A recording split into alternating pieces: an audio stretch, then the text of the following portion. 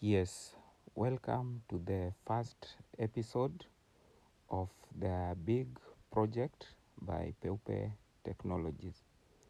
Yeah, as you can see, this is the site, the project site, and we've visited the client for reconnaissance purpose so that we might plan well and see where to start from.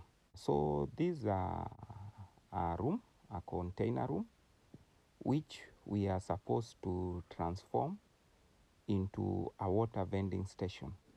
The first step is to do the interior design.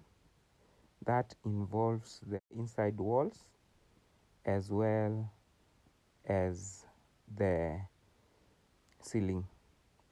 Yeah, so we do this because with a container, you need to make the inside more comfortable. Otherwise, it will be too hot for the person operating there.